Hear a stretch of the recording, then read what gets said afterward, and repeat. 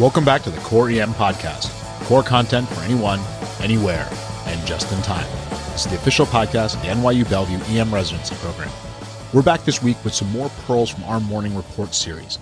Just as a reminder, Morning Report is a long-standing Bellevue tradition where a senior resident leads a discussion based on a case they've seen.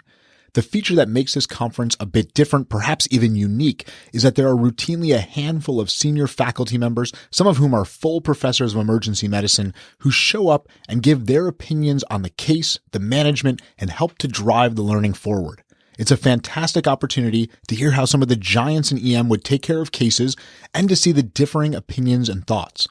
Each of these cases has multiple learning points, but often there are only truly a couple of critical ones, pearls that can become easily lost since only a small number of learners are present to hear them. The goal of this podcast series is to keep track of some of these pearls and disperse them throughout the EM community so that we can all learn from these amazing clinicians. The first set of pearls comes from one of our PGY4 residents, Tim Gallagher. Tim discussed the case of a patient who presented with fever, neck pain, and difficulty swallowing. The differential here is wide, everything from the benign viral pharyngitis to a PTA to epiglottitis or retropharyngeal abscess, and finally to our actual diagnosis, Ludwig's angina. Ludwig's angina is a rapidly progressive cellulitis of the submandibular space that can rapidly lead to airway compromise and death. Patients will often have trismus, complain of voice changes, or an inability to swallow even their secretions. The submandibular area is swollen and has a woody induration to it. In advanced cases, you can see crepitus as well. Patients will often have the tongue protruding or sit upright or in the tripod position to maximize the size of the airway. The key with Ludwig's, as with many rare, life-threatening conditions, is to suspect it. In any patient with submandibular swelling, it has to be considered. Though it's tempting to take the patient to CT for definitive diagnosis, this is a clinical situation. You have to make the diagnosis based on your clinical presentation. If there's any signs of airway compromise, you should hold off on the scan. Lying the patient flat can be extremely dangerous, and delays in getting your surgical consultant on board can be disastrous. Early airway management should be considered as well because airway compromise can occur quickly. Awake fiber optic or even awake standard laryngoscopy should be considered. Of course, if you've got ENT in-house, rapid movement to the OR may be the safest way to progress. A cric may be difficult if you can't intubate from above because of the neck swelling, so having a surgeon on standby for trach is a good idea as well.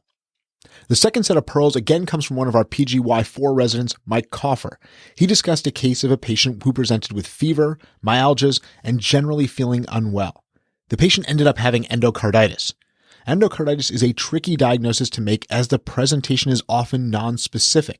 Now, you may get lucky and see the patient who's the IV drug user who's got fever and a murmur, but that case is easy to pick up. Many patients are going to have much more subtle presentations, so again, we have to consider this disease to make the diagnosis. Jacob Avila did a fantastic post on infective endocarditis that you can find on our site, and we'll drop a link to that in the show notes. I also saw a great lecture recently by David Carr on the topic. I'm going to combine take-homes from all three of these. Now, some cases, again, are going to be easy. If the patient has a prosthetic valve and a fever, assume it's endocarditis. It's easy to outthink yourself, but don't fall for it. These patients are high risk for endocarditis. Carr stresses to consider endocarditis as well in any patient with the fever plus syndrome. This means fever plus stroke-like symptoms, fever plus midline back pain, fever plus a new heart failure, fever plus a new heart block. These are high-risk presentations. In Jacob's post, he stresses the need to consider the disease in any patient with bacteremia without a clear source. Don't just rely on a couple of WBCs in the urine or the vague opacity on a chest x-ray. If the patient's symptoms don't match the findings, go hunting. And that means you're going to get a bunch of blood cultures, at least 3 sets, and get an echo. While the diagnosis can be made on transthoracic echo, it can't be ruled out by TTE. TEE is going to be your diagnostic modality of choice. Finally, we've got a set of pearls on penetrating neck trauma, again from Mike Coffer. The classic teaching in penetrating neck trauma is that if the platysma isn't violated, there's no worries. However, sometimes it can be hard to tell if you've gone that deep. When in doubt, assume that the wound is deeper and approach it from that perspective. Unless you are 100% sure that the wound hasn't penetrated the platysma, do not probe the wound. If it's deeper than you thought, you can disrupt a clot that's formed or worsen the injury.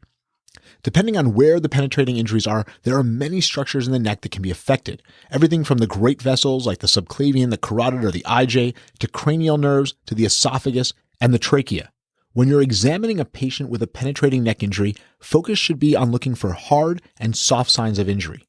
Hard signs are airway compromise, air bubbling from the wound, an expanding or pulsatile hematoma, active brisk bleeding, shock, the absence of a radial pulse on the same side, a vascular bruit or thrill, hematemesis, and any neurologic deficit. If any of these are seen, place direct pressure to stop any bleeding, secure the airway, and get the patient to the OR. If none of those signs are present, look for soft signs of injury. This includes subcu emphysema, dysphagia, non-pulsatile and non-expanding hematomas, venous oozing, and paresthesias. If you see soft signs only, you can proceed to CTA for further evaluation of potential injuries.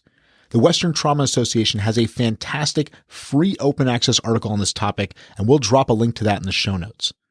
3 morning reports filled with great pearls. Let's review those one more time.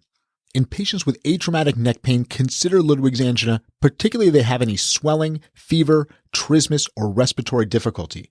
Consider early airway management for these patients and get your consultants involved early for operative management. Endocarditis is a tricky diagnosis and will often be subtle. Any patient with a prosthetic valve and a fever has endocarditis until proven otherwise. Suspected in any patient with fever and a murmur, get lots of cultures, and remember that TEE is the gold standard, but TTE is highly specific as well. Finally, penetrating neck trauma. Patients with hard signs, airway compromise, ongoing brisk bleeding, an expanding or pulsatile hematoma, neurologic compromise, shock, or hematemesis should go directly to the OR. And remember, don't probe the wound. That's all for the Core EM podcast this week. Come on over and check out the site at coreem.net. We've got a ton of great core content emergency medicine. We'll have a post up on Wednesday and a journal update up this Thursday. Don't forget to check out our Facebook page, follow us on Google+, and on Twitter where our handle is @core_EM. Thanks, and see you all next week.